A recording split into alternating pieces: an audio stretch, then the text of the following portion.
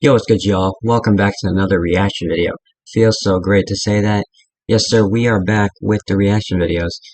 Past couple months, ever since the NBA season closed down, we haven't been on the reaction stuff, but we did react to Summer League. That ended, and then we started doing some videos, but we're back on the reaction videos.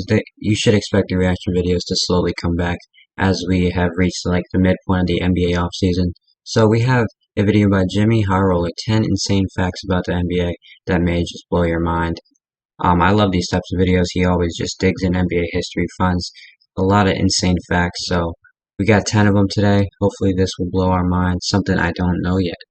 Let's get right into it. During the early days of the NBA, things were, different. Not a whole lot of It's gotta be like high-flying 40s dunks. basketball, Actually, there bro. were no dunks whatsoever. No three-pointers, dribbling that looks like it belongs in a circus act, and some of the wildest shots you'll ever Nah, see that in free your throw life. form is And one of the early crazy. pioneers of this young NBA was a player named Joe Fulks. Now, Fulks was a bad man. One of the NBA's first superstars, was the first scoring leader in NBA history in a single game, an NBA record at the time and one that stood for over a decade. If one thing was for certain, it was that Joe was going to shoot a shot, and no one was going to stop him. Yeah. Even if they should have. Because Joe's single-game scoring record is not the only NBA record that he broke throughout his 8-year career. Really? In a regular season game in 1948, Joe Fulks broke the NBA record for the most missed shots in a single game. A record that still stands to this day, and a record that will probably never be broken. How much See, shots did he all-time miss? NBA greats and the most missed shots they've ever accumulated in one game.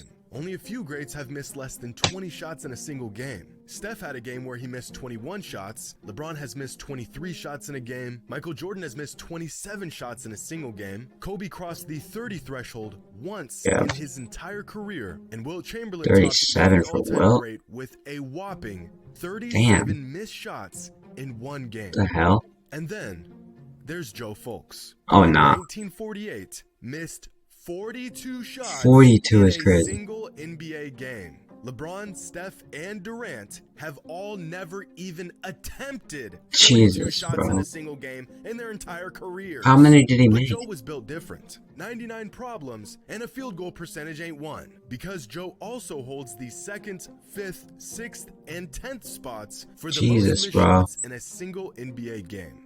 And this is just one of many insane The opposite NBA of facts efficiency. you have to see to believe.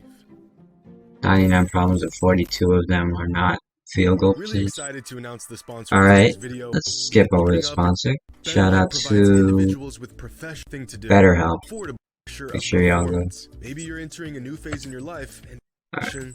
online environment at Therapist Network. You will have access to healthcare to help Damn.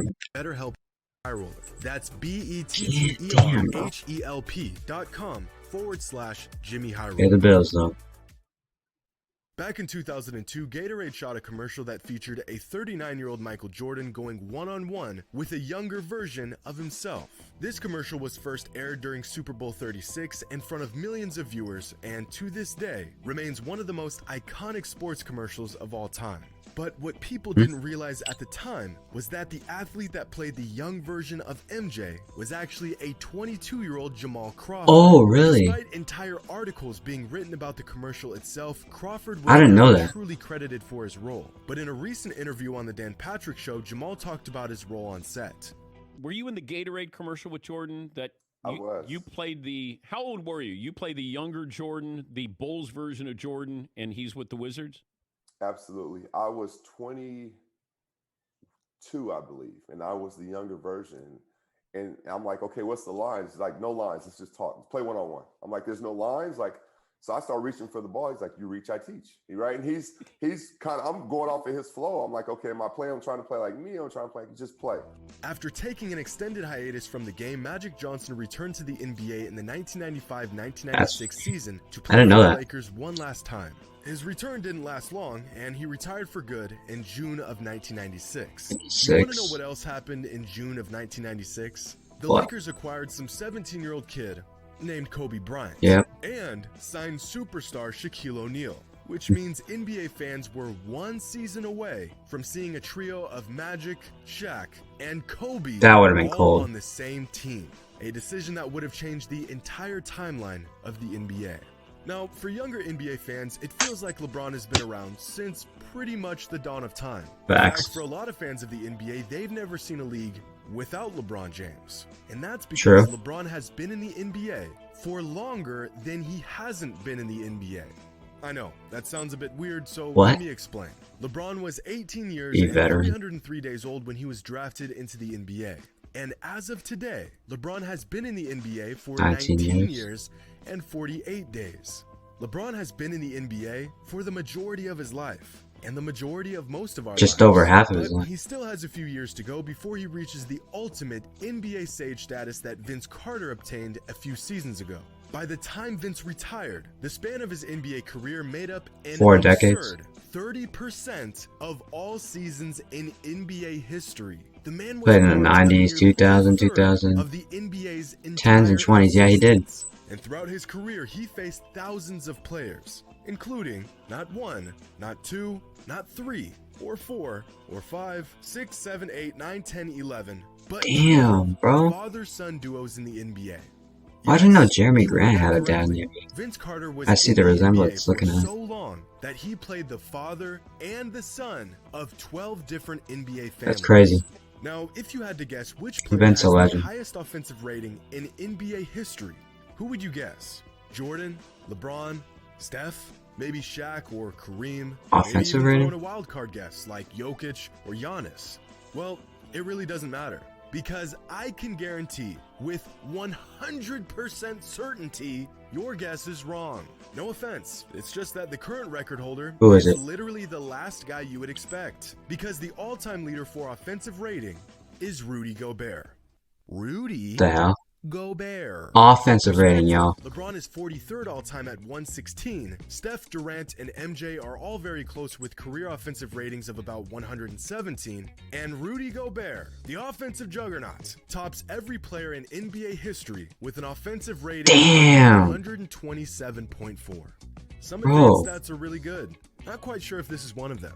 Now, a better advanced stat is game score. It's by no means some perfect stat that'll tell you everything you need to know, but it does do a solid job at summarizing the efficiency and production of a single player on a game-to-game basis. From this stat, we can find out what is generally considered a good game and what is considered a bad game from a statistical standpoint. And according Combines to like all the stats. anything less than a game score of 10 is a relatively bad game for a good player. And if we use this information as the standard metric, then the NBA record for the longest streak of games without a single bad game was set by Michael Jordan from 1987 to February of 1990. 3+ years. 183 games in a row without a single 183 bad game. games. That's nearly 2.5 seasons straight of good basketball without a single bad game along the way. Hey, The man, next MJ, closest man. good game streak was set crazy. by Shaq from November of 1996 to April of 1999, a span of 152 games. LeBron had a streak of 132 games. Karl Malone had 2 streaks that lasted over 100 games.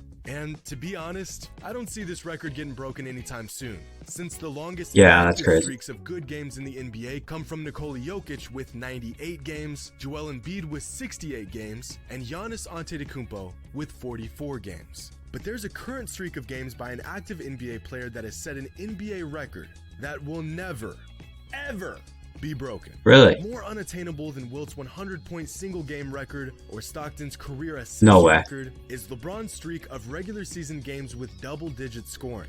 Now, some of you are probably familiar That's with easy. the streak, Yeah, but I to mean- understand the sheer insanity of this record, we How- need to take how a many deeper look into the games? numbers. Right now, LeBron's active streak of games scoring at least double-digit points is 1,096 Yeah, that's crazy. games. The last time LeBron failed to score at least 10 points in a regular season game was all the way back on January 6th, 2007. That's 15 years ago. To Bruh. put this absurd streak into perspective, there are only six active NBA players who have played at least 1,096 games in their entire NBA career. Yeah, that's But to pretty really unbeatable. grasp the magnitude of this streak, here's a chart of the longest double-digit scoring streaks in NBA history, just making it into the triple digits. Let's is see an who's closest to him. accomplishment reserved for only the best players of all time. Stephen Curry's longest streak of 97 games doesn't even make it on this list. Giannis had a streak of 116 games. Dirk had a streak of 190. Shaq had a streak streak of 245 games, Wilt Chamberlain and Kobe Kareem, Bryant, two of the Moses, most gifted scorers of KD, all time, had streaks of 220 Karl and Malone. 211 games. But to crack the top 10, we have to go all the way past Malone played a 400 while. games. James Harden had a streak of 450 games. Kareem, Kevin Durant had a streak 787. of 562. Karl Malone had a streak of 575 games. And with the top 3 streaks of all time, MJ. are Kareem with 787, Michael Jordan with 866, and LeBron James with It's insane. 1,096. The gap between LeBron and everyone else, a massive void. But what if we only include active streaks of double-digit scoring games on this chart? Well, then it would look like this. The Bro, next closest streak held by Luka Doncic with 167 games. Luka would have to score double-digit points in every game while playing at least 70 games a season until the 2035 NBA season to even come within reaching that's distance insane. of this streak. And that, ladies and gentlemen, is an unbreakable 2035. record. Damn. An NBA fact you had to see to believe. Hope you all enjoyed. Okay, And that's the end of the video. But this video definitely, it showed that LeBron's longevity is just crazy. 2007 is the last time he scored under double-digit points. I was just like born in 2007, so that's crazy. So that is probably a really unbeatable record. I thought Wilt's 100 points was probably the hardest to beat, but just staying on the court, scoring over 10 points every game for decades it's not an easy feat, so gotta respect that. The one about Jamal Crawford and Michael Jordan, that commercial in 2002, I didn't know that was Jamal Crawford, so that was a nice thing to learn. So we did learn some things today. I hope you guys did as well. If you guys enjoyed the video, make sure you guys like and subscribe. I'll see y'all very soon.